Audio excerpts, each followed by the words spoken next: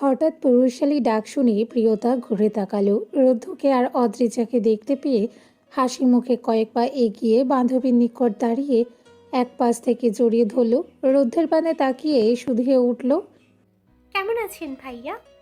রুদ্ধ প্রিয়তার পানেও তীক্ষ্ণ দৃষ্টিতে তাকিয়ে কিছু বোঝার চেষ্টা চালালো। জবাবে ছোট্ট করে বলল, ভালো আছি। তুমি কেমন আছো? ভালো ভাইয়া। প্রিয়তা আশায় রুদ্ধ আর অপেক্ষা করতে চাইল না। অদ্রিজার পানে তাকিয়ে বলে উঠল, আমি তাহলে যাচ্ছি। সাবধানে থাকবেন আপনি। অদ্রিজা মাথা নেড়ে সায় জানালো, কিন্তু প্রিয়তা বাধা দিয়ে মজার স্বরে বলে উঠল, আমি তো ভেবেছিলাম আমার বান্ধবী যেমনই হোক, কিন্তু আপনি রোমান্টিক আছেন। কিন্তু এখন তো দেখছি ভাবনা পুরোপুরি মিথ্যে। এত দিনেও আপনি আপনি থেকে তুমিতে নামতে পারেননি। আপনাদের দ্বারা কিছুই হবে না মনে হচ্ছে ভাইয়া।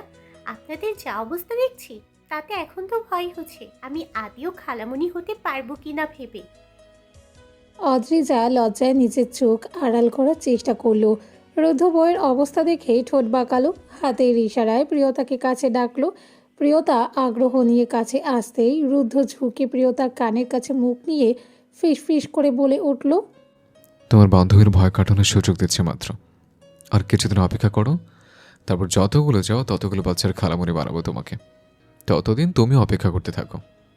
দুলাভাইয়ের কথা শুনে প্রিয়তা উচ্চ আওয়াজে হেসে উঠল। অদ্রিজা লজ্জা ভুলে উৎসুক হয়ে তাকালো, কি বলছে এই দুইজন, আর এমন করে হাসছে কেন? রুদ্ধ আস্তে করে কথা বললেও প্রিয়তা জোরে জবাব দিল, তবে আপনিও এখন কিছুটা ইমপ্রুভ করুন ভাইয়া। বইয়ের সাথে এভাবে আপনি করে কথা বললে শুনলে মনে হয় আপনারা দুজন অপরিচিত। রুদ্ধ বউয়ের পানে আর চোখে তাকিয়ে বলল, তোমার বান্ধবী পারমিশন দিলে অবশ্যই বলবো। সে কাছে না ডাকলে আমি কি কাছে আসতে পারি বলো? অদ্রিজার মনে পড়ল লোকটা তাকে একবার ঘুম ঘুম কণ্ঠে তুমি বলে ডেকেছিল, কিন্তু তখন স্বামীর গায়ে তার দেওয়া আচরের চিহ্ন দেখে সে চিন্তায় আর অস্থিরতায় সেই দিকে ধ্যান দেয়নি। হয়তো ধ্যান দিলে অন্যরকম কিছু অনুভব করতে পারত। অদ্রিজার আর দাঁড়িয়ে দাঁড়িয়ে দুজনের মজা নেওয়ার বিষয়টা সইতে পারল না। তার ভীষণ লজ্জা লাগছে। বান্ধবীর একটা হাত আঁকড়ে নিয়ে গেটের দিকে অগ্রসর হয়ে বলল, চলো এখন এখান থেকে। প্রিয়তা হেসে বান্ধবীর সাথে পা বাড়ালো, তবে পিছু ঘুরে রুদ্রকে বিদায় জানাতে ভুলল না। হাত নেড়ে উচ্চ আওয়াজে বলে উঠল, আসছি ভাইয়া, আর অপেক্ষায় রইলাম আমি সেদিনের জন্য। রুদ্ধ জবাব দিল না। সূক্ষ্ম হেসে তাকিয়ে থেকে বউয়ের ভেতরে যাওয়া দেখল। মেয়েটা চোখের আড়াল হওয়ার পরেই সে ঘুরে গিয়ে নিজের গাড়িতে চড়ে অফিসের দিকে রওনা হলো। ভার্সিটি চত্বরে বসে আছে তিন বান্ধবী, প্রিয়তা, অদ্রিজা আর কেয়া। অদ্রিজা যখন ভার্সিটি না আসতো তখন প্রিয়তা অনেক মানুষের সাথেই বন্ধুত্ব করেছিল, তবে অদ্রিজার মতো এত গভীর নয়। আসে একসাথে সময় কাটায়, গল্প করে, এই পর্যন্তই। অদ্রিজা আসার পর থেকে তার সাথেও অনেকের ভালো সম্পর্ক হয়েছে। অফ পিরিয়ডে সবার সাথে বসে টুকটাক গল্প করে, কেউ তাকে এখানে আর কটূক্তি কথা শোনায় না। এর কারণ অনেকেই ব্যাপারটাকে স্বাভাবিকভাবে নিয়েছে, যা বুঝতে সক্ষম যে এতে অদ্রিজার কোনোভাবে দায়ী নয়। দোস্ত সেই শয়তানগুলোর। আর বাকি সবাই হয়তো রুদ্ধর সেই বলা কথায় ভয় পেয়ে চুপ থাকে। কারণ যাই হোক, কিন্তু অদ্রিজার এখানে কোনো অসুবিধাই হয় না। এই জন্যই তার এখন ভার্সিটি আসতেও খারাপ লাগে না, বরং পড়াশোনার প্রতি এক অন্যরকম আগ্রহ জন্মেছে। ভার্সিটি চত্বরে এক বড় ছায়াযুক্ত বিরাট কৃষ্ণচূড়া গাছের নিচে তৈরি করা বেঞ্চের ওপর বসে আছে তারা। তিনজনে টুকটাক কথা বলায় মগ্ন। কথা বলার মাঝে কেয়া নামের মেয়েটা অদ্রিজার পানে তাকিয়ে বলে উঠল, তোর বর তো রাজনীতি করে তাই না আদ্রিজা? প্রশ্ন শুনে অদ্রিজা আর প্রিয়তা দুজনেই কেয়ার পানে তাকালো। অদ্রিজা মাথা নেড়ে সম্মতি দিল। পাশ থেকে প্রিয়তা শুধালো, কেন রে হঠাৎ এই প্রশ্ন? এমনি, আজ দেখলাম আদ্রিজাকে নামিয়ে দিতে, তখন খেয়াল করলাম কালো হলেও দেখতে কিন্তু বেশ। এমন ইয়ং বয়সে এমপি হয়ে যাওয়া বিশাল ব্যাপার কিন্তু। স্বামীর প্রশংসা পেয়ে অদ্রিজা আলতো হাসলো। প্রিয়তাও হেসে উঠল। এটা কিন্তু তুই একদম ঠিক বলেছিস। কেয়া সায় জানালো। পুনরায় বলে উঠল, কিন্তু যাই বলিস, আমার এই নেতা ফেতাদের একটু পছন্দ না। বাকি দুজন বিস্ময় নিয়ে তাকালো কেয়ার পানে। অদ্রিজা কিছু না বললেও প্রিয়তা আগ্রহ নিয়ে শুধালো, কেন কেন? কেয়া অদ্রিজার পানে তাকিয়ে বলতে শুরু করলো। দেখ, তুই খারাপভাবে নিস না, কিন্তু এই নেতারা না অনেকটা মুখোশধারী হয়। দেখ, ইলেকশনের আগে কত কথা দেয়, কিন্তু কথা আর পালন করে কটা। এরা শুধু ভালো মানুষের মুখোশ ধরে ঘুরে বেড়ায়। রাজনীতি যারা করে তাদের অনেক খারাপ রেকর্ড থাকে। রক্তে হাত না রাঙালে এত বড় মঞ্চে টিকে থাকা বড় দায়, বুঝলি? তাছাড়া এদের অধিকাংশেরই চরিত্রে ঠিক থাকে না। অন্যান্য নেশার সাথে মেয়েদের নেশাও প্রবল থাকে। বাড়িতে বউ থাকলে এদের পোষায় না। বলেই জোরে একটা শ্বাস নিল কেয়া, যেন তার বলতে বলতে অনেক কষ্ট হয়ে গেছে। কথাগুলো অদ্রিজার কানে যেন বারবার রিপিট হতে শুরু করলো। নিজের স্বামীকে এমন কখনো মনে হয়নি, কিন্তু কতটুকুই বা চিনে মানুষটাকে। সেদিন তো লোকটা কী সব খেয়ে বাড়ি ফিরেছিল, প্রায় তো রাত করে বাড়ি ফিরে। লোকটা একদম শান্ত থাকে, আবার রেগে গেলে ভীষণ রাগে। কোথাও লোকটার এমন এইসব ভাবনা উদয় হতেই অদ্রিজার নিজেকে থাপ্পড় মারতে ইচ্ছে হলো। কী সব ভাবছে লোকটাকে নিয়ে সে এমন নয়, তবে অদ্রিজার মুখের হাসিটা মিলিয়ে গেল। প্রিয়তা বান্ধবীর মুখের আঘাত দেখে কেয়ার উদ্দেশ্যে বলে উঠল, মানছের অনেকটাই সত্যি, কিন্তু ভাইয়ার কোনোটাই নয়, বুঝলি? কেয়াও বুঝলো এভাবে বলায় অদ্রিজার খারাপ লেগেছে, তাই বিষয়টা স্বাভাবিক করতে পুনরায় বলল, আমি তো বলিনি ভাইয়া এমন বা এমন হতে পারে। আমি শুধু নেতাদের পছন্দ না করার কারণ বললাম। সব নেতা তো আর এই সব নেতা তো আর এমন নয়, তাই বলে আমার কথাটা খারাপভাবে নিস না আদ্রিজা। অদ্রিজা কষ্ট করে মুখে হাসি ফুটিয়ে তুলল, ছোট্ট করে বলল। আমি কিছু মনে করিনি। কেয়া কিছুটা স্বস্তি পেল, দুজনকে বলল ক্লাসে ফিরে যেতে, কিন্তু প্রিয়তা কেয়াকে একাই চলে যেতে বলল। সে অদ্রিজার সাথে একা কিছু কথা বলতে চায়। কেয়া আর না দাঁড়িয়ে চলে গেল সেখান থেকে। প্রিয়তা বান্ধবীর একটা হাত ধরে কাঁধে মাথা রেখে বলে উঠল, ওর কথা শুনে মন খারাপ করিস না, ভাইয়া কিন্তু মোটেও অমন নয়। এতদিন তার সাথে থেকে নিশ্চয় বুঝতে পেরেছি। ভরসা আছে আমার লোকটার প্রতি। অদ্রিজার জবাব পেয়ে প্রিয়তা হাসল, কিছু ভেবে পুনরায় বলল, তোকে একটা কথা বলার আছে। অদ্রিজা অসুখ চোখে তাকিয়ে শুধালো। কি কথা? প্রিয়তা মাথা উঠিয়ে বান্ধবীর মুখপানে তাকালো, ইতিউতি করে বলল, তোর দেবরের সাথে আমার অনেকটা সময় কাটানো হয়েছে, মানে অনেকবার দেখা হয়েছে, একসাথে ঘুরেছি, কিন্তু তোকে বলা হয়নি। দেরিতে বলার জন্য রেগে যাস না। অদ্রিজা চোখ ছোট ছোট করে তাকালো প্রিয়তার পানে। কোনো দেবরের কথা বলছে বুঝতে না পেরে বলল, কোন দেবরের কথা বলছিস? রওনাক ভাইয়া নাকি নাসিম ভাইয়া? আরে তোর নিজের দেবরের কথা বলছি, মানে ওই রোনাক। অদ্রিজা এবার নিজেকে স্বাভাবিক করে নিয়ে আওড়ালো, তো এতে রাগ করার কি আছে? বিয়াই লাগে তোর, কথা বলতেই পারিস। অদ্রিজা বিষয়টাকে স্বাভাবিকভাবে নিয়েছে দেখে প্রিয়তা স্বস্তি পেল। আলতো হেসে বলল, না মানে অনেকদিন হলো, কিন্তু তোকে বলা হয়নি, ভাবলাম তোকে জানানো উচিত, কিন্তু অনেক দেরি করে বললাম, তাই আর কি। ইটস ওকে, এত ফর্মালিটি কেন দেখাচ্ছিস? কোথাও তোরা রিলেশনে নেই তো? প্রশ্নটা করে অদ্রিজা পুনরায় প্রিয়তার পানে তাকালো। প্রিয়তা এমন একটা প্রশ্নে হঠাৎ করে ঘাবড়ে গেল, তড়িঘড়ি করে বলে উঠল, আরে না না, এমন কিছু নয়, বিশ্বাস কর। আমাদের খুব বেশি কথাও হয়নি, কোনো প্রেম টেম আমরা করছি না, সত্যি বলছি। প্রিয়তাকে এমন করে বলতে দেখে অদ্রিজা কিছুটা আওয়াজ করে হেসে ফেলল, অভয় দিয়ে বলল, আরে শান্ত হ, মজা করছিলাম, চল এখন ক্লাসে যাই। প্রিয়তা যেন হাঁপ ছেড়ে বাঁচল। বান্ধবীর হাসি দেখে নিজেও হেসে ফেলল। কথা মতো দুজনেই উঠে দাঁড়িয়ে ব্যাগ কাঁধে তুলে ক্লাসের দিকে পা বাড়ালো। সন্ধ্যাক্ষণ পেরিয়ে রাতের দেখা মিলেছে অনেকটা পূর্বেই, আনুমানিক 10 বা 10:30টার মতো বাজে। শহর থেকে অনেকটা দূরে একটা ভরা জঙ্গল, মানুষের আনাগোনা খুব একটা হয় না এইদিকে। তবে এই জঙ্গলে জন্তু জানোয়ারেরও অভাব নেই বোধহয়। দিনের আলোও ভালো করে প্রবেশ করতে পারে না এই জঙ্গলে। সেখানে রাতের বেলায় জায়গাটাকে ভুতুড়ে মনে হয়। বিভিন্ন পশু পাখির ডাক শুনলে ভয়ে শরীরে কাঁটা দেয়। সেই ভুতুড়ে জঙ্গলটাকেই নিজের করে নিয়েছে স্বনামধন্য এমপি রুদ্রাফি কাদের রুদ্ধ। জঙ্গলে জন্তু জানোয়ারগুলো যেন তার দাসত্ব স্বীকার করেছে। এই জঙ্গলের মাঝেই ছোট্ট একটা কুটির, দেখতে খুবই সাধারণ, দুটো ছোট ছোট কামরা, তাতে খুব বেশি জিনিস নেই, বলতে গেলে ফাঁকা। সাধারণ কেউ এখানে এসে দেখলে সাধারণ একটা কুটির বলেই মনে করবে, হয়তো কেউ শখের বসে বানিয়েছে। কিন্তু এর রহস্য জানে কেবল রুদ্ধই। তার চোখে অপরাধী সবাইকে শাস্তি দেওয়ার জন্য এই জায়গাটাকেই বেছে নিয়েছিল সে। অন্ধকারের পথ চিরে সেই জঙ্গলের পথ ধরে এগিয়ে এসে কুটিরের সম্মুখে থামল রুদ্ধর কালো রঙা মার্সিডিস গাড়িটা। তা থেকে নেমে এলো রুদ্ধ, আর সে একাকী এসেছে। এমনভাবে পা ফেলে পথ চলল যেন তার আগমন একটা ধুলো কণা পর্যন্ত টের না পায়, অথচ পায়ের চলমান দ্রুতগামী। হেঁটে গিয়ে একটা রুমে প্রবেশ করলো, যেখানে সে মাঝে মাঝে কাউকে না কাউকে বেঁধে ফেলে রাখে। তবে আর সেখানে কেউ বাধা অবস্থায় পড়ে নেই। অন্ধকারের মাঝে রুদ্ধ কেবল একটা ফ্ল্যাশ জ্বালিয়ে কক্ষটাকে কোনোরূপ আলোকিত করলো। রুমটা দেখতে একেবারেই সাধারণ, তবে সেই সাধারণের মাঝেও কিছু অসাধারণ তৈরি করেছে রুদ্ধ।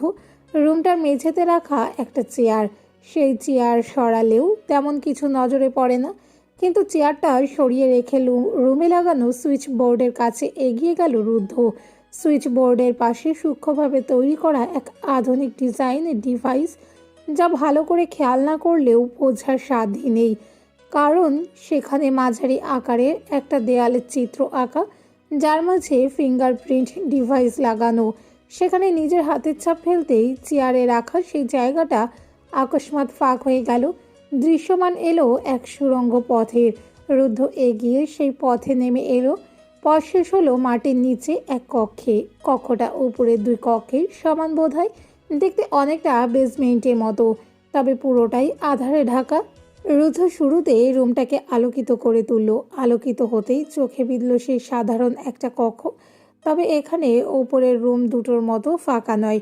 সেখানে ছুরি থেকে শুরু করে বিভিন্ন রকমের অস্ত্র রাখা, খুব বেশি নয়, তবে যা আছে তা কারোর আত্মা কাঁপিয়ে তুলতেই সক্ষম। রুদ্ধ কখনো এইসব অস্ত্র ব্যবহার করেছে কি না জানা নেই, তবে তা যত্নের সহিত তুলে রাখা। রুদ্ধ রুমটাকে খুব একটা খুঁটে দেখলো না, ঘুরে তাকালো তার কাঙ্ক্ষিত জিনিসটার দিকে, যার জন্য এখানে ছুটে আসা। এখানে চেয়ারে হাত পা মুখ সহ বেঁধে রাখা এক যুবক। এটাই সেই ছেলে যে রুদ্ধর দলেই কাজ করে, যে অদ্রিজাকে ঘৃণিত বাক্য শুনিয়েছিল। ছেলেটার নাম কাব্য, যাকে অন্য কেউ নয় বরং স্বয়ং রুদ্ধই তুলে এনেছিল। রুদ্ধ এগিয়ে গিয়ে কাব্যের মুখটা খুলে দিয়ে একটা চেয়ার টেনে তার সামনে বসে পড়ল। কাব্য শব্দ পেয়ে চোখ মেলে তাকালো। দুদিনেই ছেলেটার শরীরের অবস্থা খারাপ, হয়তো খুব টর্চার সহ্য করতে হয়েছে। দৃশ্যিত হওয়া জায়গাগুলোতে কালশিটে দাগ স্পষ্ট। ঠোঁটের কোণে রক্তের ধারা এখনো ফুটে আছে। দুদিন ধরে না খেয়ে থাকায় আর অনেক অত্যাচার সহ্য করার হেতু এখন চোখ তুলে তাকানোরও কষ্টকর। চোখ মেলে সম্মুখে রুদ্ধকে পায়ের ওপর পা তুলে বসে থাকতে দেখে রাগ হলো, শরীরে যেন শক্তি খুঁজে পেল। ক্রোধান্বিত হয়ে বলল, আবার কেন এসেছিস? মারবি আমাকে? পুলিশ তোকে ধরে ফেললে তোর কি হবে জানিস? সময় আছে, রুদ্ধ আমাকে ছেড়ে দে। রুদ্ধর মাঝে কোনো ভাবান্তর দেখা গেল না। ভাবান্তরহীন আওড়ালো, দেখতে এলাম কেমন আছিস। নিজেকে এত গুরুত্ব দিস না, বুঝলি? দুদিন পর পুলিশ তোর খোঁজও নেবে না, আর এখানে তোর অস্তিত্ব মিটে যাবে। কাব্য রাগে হিসিস করে উঠল, কিন্তু করার মতো কিছুই নেই তার। হাত পা যে তার আবদ্ধ। হার মেনে কিছুটা নরম স্বরে বলে উঠল, তোর বউকে সামান্য একটু কথা শুনিয়েছি বলে তুই আমার জান নিবি রুদ্ধ? সাইকোতে পরিণত হয়েছিস নাকি? রুদ্ধ হালকা করে ঠোঁট বাঁকালো, কাব্যের পানে দৃষ্টি ফেলে আওড়ালো, সামান্য কি বলছিস রে? তুই না আমার বউকে বিয়ে করতে চেয়েছিলিস, তাই তোর দম দেখতে এলাম। বউটাকে অন্যের হাতে তুলে দেওয়ার আগে দেখতে হবে না তার দম কতখানিক? কাব্য যেন অস্থির হয়ে পড়ল। ভয় তো সে শুরু থেকেই পাচ্ছে, কিন্তু প্রকাশ করতে রাজি নয়। সেও রুদ্ধর মতো ঠোঁট বাঁকিয়ে বলে উঠল, তা যে বউয়ের জন্য এসব করেছিস সে কি তোর আসল রূপ জানে? আচ্ছা, যদি জেনে যায় তখন কি হবে? ভবিষ্যৎ ভেবে কি রুদ্ধ কিছুটা ভয় পেল? ঠিক ঠাউর করা গেল না। কেবল হাসিটা নিভে গিয়ে কিছুটা চাপা আক্রোশ ফুটে উঠল চোখে মুখে। আক্রোশ চেপে তীক্ষ্ণ কণ্ঠে জবাবে বলল, জানে না, তুই জানাবি? জানানোর জন্য এখান থেকে বের হতে পারবি কখনো? না তো, না তো তোরদের এসব হবে, না তো তোরদের এসব হবে, আর না তো আমি কখনো ওই মেয়েটাকে আমার কাছে জানতে দিব বা আমার খারাপ রূপটাকে তার সামনে আসতে দিব। কাব্য কিছুটা হেসে উঠল, তার ছিল কণ্ঠে আওড়ালো। আমি জানি আমি এসব বলার সুযোগ পাবো না, কিন্তু তুইও জেনে রাখিস এটা বেশি দিন চাপা থাকবে না। সব জানার পর মেয়েটা তোর কাছে থাকবে তো? তোকে যা উন্মাদ দেখছি, তাতে মেয়েটা ছেড়ে গেলে সইতে পারবি তো? রুদ্ধর আক্রোশ আর চাপা রইল না, রেগে গিয়ে কাব্যের গলা শক্ত করে চেপে ধরল, হিসিয়ে বলে উঠল। তোকে এত কথা বলতে বলেছি আমি, নাকি আমার বউকে নিয়ে তোকে ভাবতে বলেছে? ভয় হচ্ছে না এখনো, তাই না? ওই মেয়েটা আমার, শুধুমাত্র আমার। তো ওকে নিয়ে শুধু আমিই ভাববো। কী করে মেয়েটাকে নিজের সাথে বেঁধে রাখতে হয় তাই রুদ্ধ ভালোই জানে, বুঝছিস? এত শক্ত করে গলা চেপে ধরার কারণে কাব্যের শ্বাস রোধ হয়ে এলো, ছটপট করে উঠল। তা দেখেও বোধহয় মায়া হলো না রুদ্ধর। নিজের মস্তিষ্ক কিছুটা শান্ত হতেই ছেড়ে দিল। ছাড়া পেয়ে কাব্য জোরে জোরে শ্বাস ফেলতে শুরু করলো। রুদ্ধ দাঁড়িয়ে দাঁড়িয়ে তীক্ষ্ণ দৃষ্টিতে সব অবলোকন করলো। কাব্য কিছুটা স্বাভাবিক হয়ে অনেক কষ্টে বলার চেষ্টা করলো। কি পেয়েছিস এক ধর্ষিতার মাঝে যে এত? কথাটা সম্পূর্ণ করার পূর্বেই মুখ বরাবর এক শক্ত লাথির আঘাতে চেয়ার সমেত মুখ থুবড়ে পড়ে গেল কাব্য। রুদ্ধ তাকে উঠিয়ে পুনরায় ইচ্ছে মতো ঘুষি মারতে শুরু করলো। যতক্ষণ না নিজের আক্রোশ মিটল ততক্ষণ চলল এইসব। ছেলেটা ঠোঁট মুখ চিরে পুনরায় রক্তস্রোত বইতে শুরু করলো। সেদিকে ধ্যান দিল না রুদ্ধ। রক্তমাখা চোয়াল নিজের হাতেই শক্তি প্রয়োগ করে চেপে ধরে ভারী কি স্বরে আওড়ালো। ও যেমনই হোক, কিন্তু আমারই। ওকে নিয়ে কটূক্তি করার অধিকার আমি কাউকে দেইনি, এমনকি আমাকেও না। সেখানে তুই এসে বলে আরো বেশি ভুল করলি। রুদ্ধ আর দাঁড়ালো না সেখানে, গমগমে পায়ে বেরিয়ে এলো। কাব্যের ক্ষমতা হলো না মুখ উঁচিয়ে রুদ্ধর গমন দেখার। শরীরের ব্যথা ওপরন্তর ক্ষুধার জ্বালায় শরীর আরও নেতিয়ে পড়ল। রুদ্ধর সাথে পাঙ্গা নেওয়ার আফসোস জাগলো বোধহয়, সেই সাথে মনে মনে বোধহয় বিড়বিড় করে উঠল। কে বলতে পারে একদিন এই মেয়ের জন্যই না তোকে পতন হতে হয় রুদ্ধ। ত্রস্ত পায়ে নিজের কক্ষে প্রবেশ করল রুদ্ধ। হাতে রক্তের ছাপ কিংবা চোখে মুখে আক্রোশের ছাপ স্পষ্ট, কোথাও কোনো কিছুর চিহ্ন মাত্র নেই। দেখলে মনে হয় এক শান্ত ঝড়, যা নীরবে সবাইকে শেষ করে উজাড় করে দেয়। শান্ত পুরুষ আরও শান্ত হয়ে গেল যখন একান্ত নারীকে দেখতে পেল। ওই তো মেয়েটা, তার পোশাকগুলো সুন্দর করে ভাঁজ করে কাবার্ডে নিয়ে রাখতে ব্যস্ত। রুদ্ধ ধীর কদমে এগিয়ে গিয়ে দাঁড়ালো বউয়ের পিছে। আকস্মাৎ মেয়েটার গলদেশের নিচে এক হাত আর কোমরে এক হাত দিয়ে পেঁচিয়ে পেছন থেকে জড়িয়ে ধরল নিজের সাথে। কাঁধে থুতনি ঠেকিয়ে মেয়েটার গালের সাথে নিজের গাল আলতো করে ঘষল। অদ্রিজা প্রথমে ঘাবড়ে গেলেও স্বামী এসেছে বুঝতে পেরে মুচকি হাসলো। স্বামীর কাছে কেঁপে কেঁপে উঠল, নরম কণ্ঠে বলে উঠল। এসে পড়েছেন? তারপর বলুন। স্বামীর সায় পেয়ে আরও কিছুটা হাসলো অদ্রিজা। নিজের হাত দুটো রাখলো স্বামীর হাতের ওপর। সকালের ঘটনা মনে করে আকস্মাৎ বলে উঠল। আপনি আমার সাথে তুমি করে কথা বলবেন, একটা সাধারণ স্বামীর মতো। বউয়ের কথা শুনে নির্মল স্নিগ্ধ হাসি ফুটে উঠল রুদ্ধর অধর কোণে। বউয়ের গালে নাক ঘষে প্রফুল্ল চিত্তে আওড়ালো। যথাকে বেগম যান, তারপর বলুন। লোকটা কি শুরু করলো এসে? অদ্রিজা খানিকটা লজ্জা পেল, নড়ে চড়ে বলে উঠল। এখন ফ্রেশ হয়ে আসুন, খাবার খাবেন না? রুদ্ধ আকস্মাৎ বউকে ঘুরিয়ে এক হাতে নিজের সাথে বেঁধে রাখলো, অন্য হাতে বউয়ের কেশগুলো নিয়ে নাড়াচাড়া শুরু করলো। শীতল স্বরে বলল। খাবো, কিন্তু তারা কি কিছুক্ষণ আপনার সাথে থাকি প্লিজ? ইস, লোকটা এমন করে অনুরোধ করে কেন? তার তো খারাপ লাগছে না, কেবল লজ্জা লাগছে। আর রাতও তো হয়েছে, ফ্রেশ হয়ে খাবে কখন লোকটা?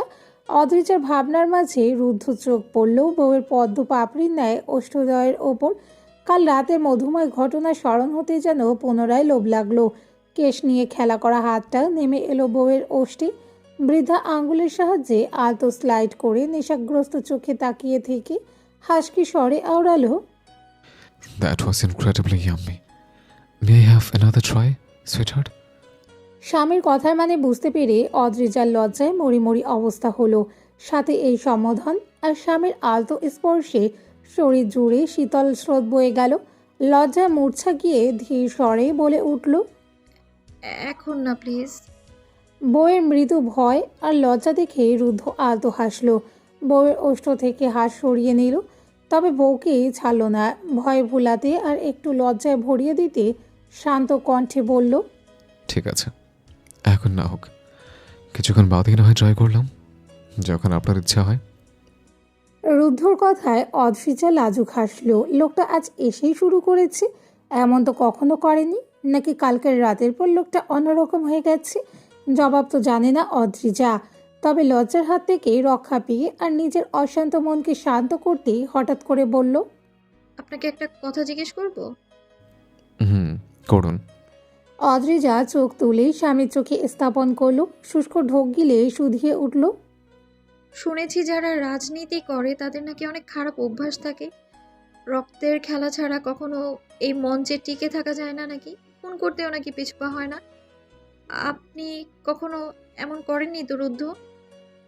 রুদ্ধর নির্মল হাসি হঠাৎ করে মলিন হয়ে গেল। বউকে ধরে রাখা হাতটা ঢিল হয়ে গেল। বুকটা ধক করে উঠল। মনে হলো মেয়েটা হঠাৎ এমন প্রশ্ন কেন করছে? কোথাও কিছু শুনেছে নাকি? নিজেও শুষ্ক একটা ঢোক গিলে বউকে ছেড়ে কভার থেকে নিজের রাতের পোশাকগুলো বের করতে করতে যতটা সম্ভব স্বাভাবিক থেকে আওড়ালো। আপনি যদি কাঠে পেছানো পথে চলেন, তো সেই কাটা আপনার পায়ে আঘাত করবে, বেরমে আপনার শরীরে রক্ত ঝরবে। কিন্তু যদি সেটা না চান, তাহলে আপনাকে পথ পরিষ্কার রাখতে হবে। তখন দু একটা আবর্জনা পরিষ্কার করতে হলেও রক্ত ঝরবে ক্ষণিকের জন্য, কিন্তু সেটি আপনার পথকে নির্মল করবে।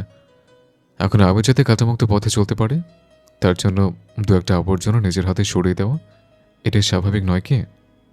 অদ্রিজা বিস্ময় নিয়ে তাকিয়ে রইল। স্বামীর ইঙ্গিতপূর্ণ কথা বুঝেও বুঝল না লোকটা কি বলল। করেছে এসব নাকি তেমন কিছু নয় যা সে ভাবছে। তার ভাবনার মাঝেই রুদ্ধ পুনরায় বউয়ের সম্মুখে দাঁড়িয়ে ঝুঁকে বউয়ের কপালে অধর ছুঁয়ে বলে উঠল, এসব নিয়ে ভেবো না বেগম। তোমার স্বামীর হাতে রক্তের ঘ্রাণ থাকলেও তা কখনো কোনো মানুষের নয়, হবে কোনো জন্তু জানোয়ারের। তুমি শুধু আমাকে নিয়ে ভাবো, বাকি সব ভাবার জন্য তোমার স্বামী আছে তো। কথা শেষ করে বউয়ের চোখের দিকে তাকিয়ে রইল রুদ্ধ। হয়তো মেয়েটার মন পড়ার চেষ্টা করলো। অদ্রিজা এখনও পুরোপুরি সক্ষম নয় স্বামীর কথার মানে বুঝতে, কিন্তু সকালে কি আর কথা শোনার পর থেকে নিজের মাঝে যে অস্থিরতা শুরু হয়েছিল তা যেন শেষ হয়ে গেছে। অধরকণে হাসি ফুটিয়ে তুলল। খুন করার বিষয়ে প্রশ্ন জাগলেও স্বামীর চরিত্র নিয়ে তার মনে কোনো সংশয় নেই। সে এতটুকু তো চিনেছে মানুষটাকে, কিন্তু তার মনে হঠাৎ করে অন্য এক প্রশ্ন জাগ্রত হলো। খুব করে জানার ইচ্ছা তৈরি হলো মনে। চেপে রাখতে না পেরে প্রকাশ করেই ফেলল। কাউকে কখনো ভালোবেসেছেন আপনি? রুদ্ধ পুনরায় থমকে গেল। মেয়েটার হঠাৎ করে এমন সব প্রশ্ন করছে কেন? মেয়েটা কি জানে এসব প্রশ্ন তার মতো কঠোর মানুষটাকেও এলোমেলো করে দিতে সক্ষম? রুদ্ধ আলতোভাবে নিজের নয়ন যুগল মুদে নিল। চোখ বুঝতেই চোখের সামনে যেন ভেসে উঠল এক স্নিগ্ধ রমণীকায়া। উজ্জ্বল নক্ষত্রের ন্যায় ডাগর ডাগর দুটো আঁখি। আঁখি দুটোতে যেন হাসিরা খেলা করছে।